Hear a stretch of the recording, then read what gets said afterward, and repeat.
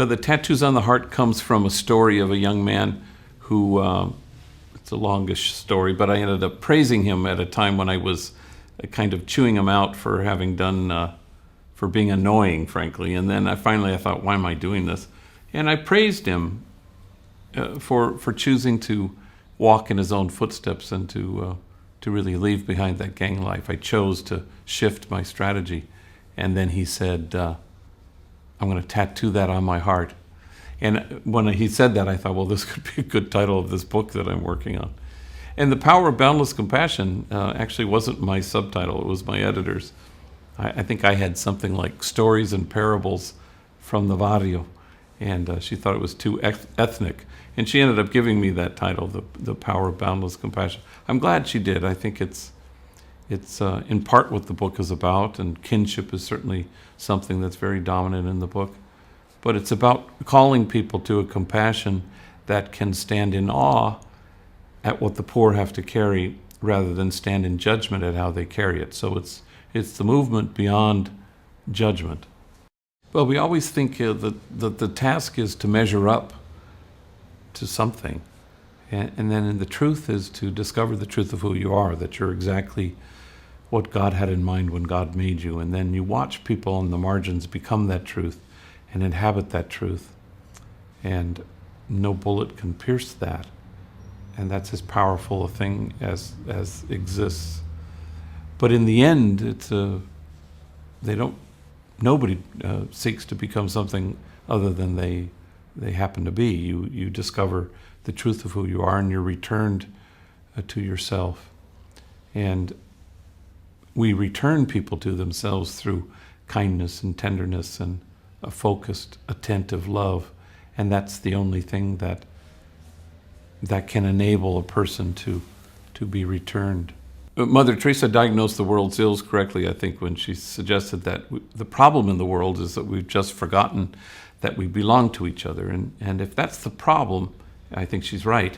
The solution is to obliterate once and for all this illusion that we're separate, that there is no us and them, that it's just us. And so the hope is that if you embrace a sense of kinship, a community of kinship such that God might recognize it, then other things fall into place. So no kinship, no justice. No kinship, no peace. And no matter how singularly focused we may be on those worthy goals, they really won't happen, can't happen, unless there's an undergirding sense of kinship. And so service is a good starting point. But it's the ballroom, it's the hallway is service that leads to the ballroom, which is kinship. And that's where we want to end up. Not that we're, as the Jesuits say, men and women for others, but really men and women with others, where it's not about service provider, service recipient. It's about us. And that seems essential to me. Well, after I was ordained, I didn't know what I was going to do for a living, so I asked my provincial to send me to Bolivia to learn Spanish, feeling drawn somewhat to work with the poor.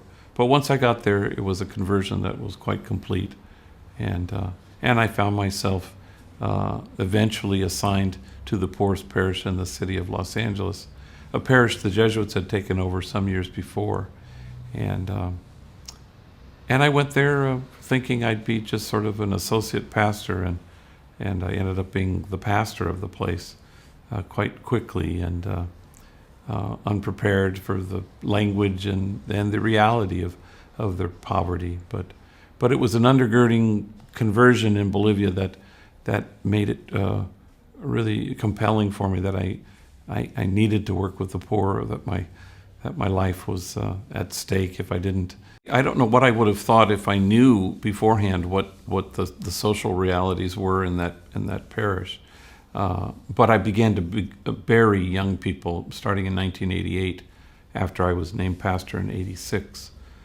And then it became quite common to have to bury young people. And then shootings were quite pervasive, morning, noon, and night. And that was the worst period, from 88 to 98 roughly, when the violence was the most intense. If my ministry was burying human beings all the time, I don't think anybody could do it. that it's a difficult enough thing, and it happens a fair amount, and it has in a quarter of a century of working with gang members. It's mainly not that, it's mainly watching people discover the truth of who they are. But you also, the last person I buried was somebody who worked for me, a wonderful human being. And I had to speak to my staff about what are we to do with this great sense of loss and grief. And I encouraged them to compile the list of things that are more powerful than death, and the gifts and things that are that really take the sting of death from us. And you want them to know that there are many fates that are worse than death, and not knowing the truth of who you are happens to be one of them. So, because if you don't do that, then death will topple you, and that's part of the hope and promise of the resurrection, is that we're not toppled by death in the end. Somebody asked the Dalai Lama about his own personal death, and he shrugged and he said, change of clothing. And I think that's sort of it, It's how can you have a light grasp and a freedom so that death doesn't have any power over you. And that's important, it seems to me, especially in where I work, where death is a constant. All of it was a vocation within a vocation within a vocation, but it began by concretely addressing the things that presented themselves, from unemployed youth to the despair that seemed to mark every gang member that I met. And then they would suggest things that would be helpful, and then as a parish we started to promote jobs programs and tattoo removal and mental health counseling, but everything was a response to the poor articulating clearly what would be helpful for them. And so that became sort of a model for myself and all the people in that parish, that if the help isn't concrete, then Jesus isn't that much interested in it. It has to be really concretely helpful. It can't be about platitudes or preaching. It has to be about how will we help people help themselves and lift them out of this place of great despair. We had a program that would try to find employers who were willing to give a chance to young men and women who had visible tattoos and terrible criminal records.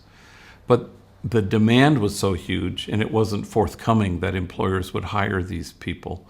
So we couldn't wait any longer. So we decided to start our own business.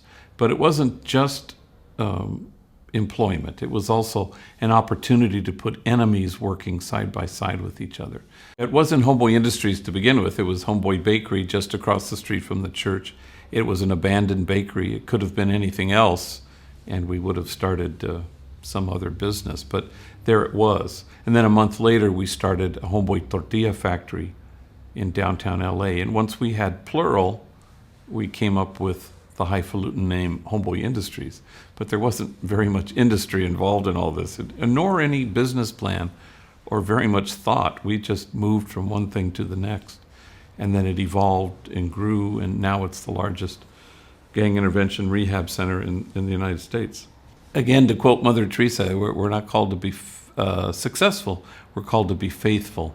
And so I think part of it is to embrace a strategy that you believe in, that works for you, the one that feels honest and true and authentic. And then hope that results really will be God's business, not so much yours. Otherwise, success becomes the engine that drives what you do.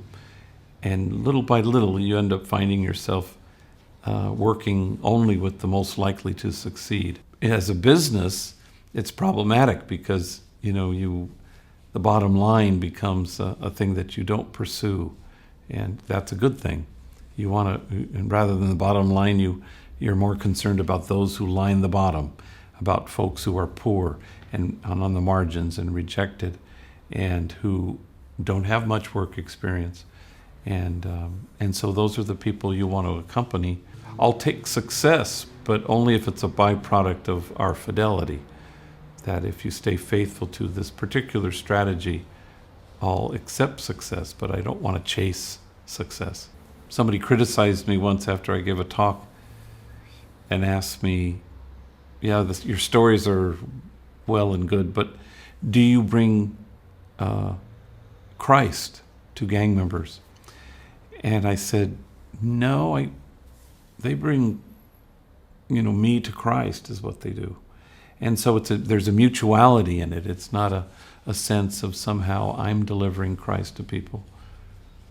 But that mutually we arrive at a recognition of Christ here and Christ there.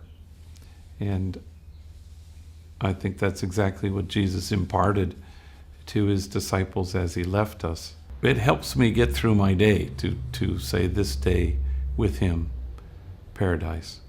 It comes from Jesus on the cross with the two ladrones, we say in Spanish, who are hanging on either cross. And so it's a very specific thing. But it became a mantra for me because it focuses on today, which is the only moment we have, and that it's with Jesus, which is so essential. And that paradise is offered to us right here in the present moment. That why would we wait for it if it's being offered to us now? So it's always been sort of a mantra for me to keep me anchored in this moment, knowing that we do this in companionship with Jesus, and that paradise is not something that awaits us, but is offered to us today.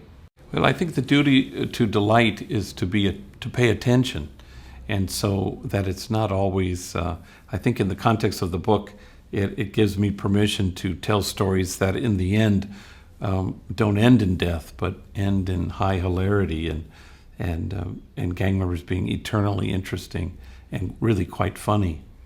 And that brings us to a place which is the opposite of demonizing, where people appreciate our own shared humanity because people like to laugh and people want to delight in what's right in front of them.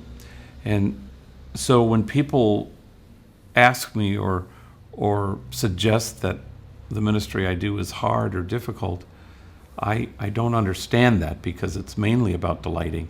It's mainly about having my heart engaged in ways that it's never been engaged except there. And so I'm eternally grateful for the gift of each day and of the people the thousands who walk through our doors who are great gifts to me.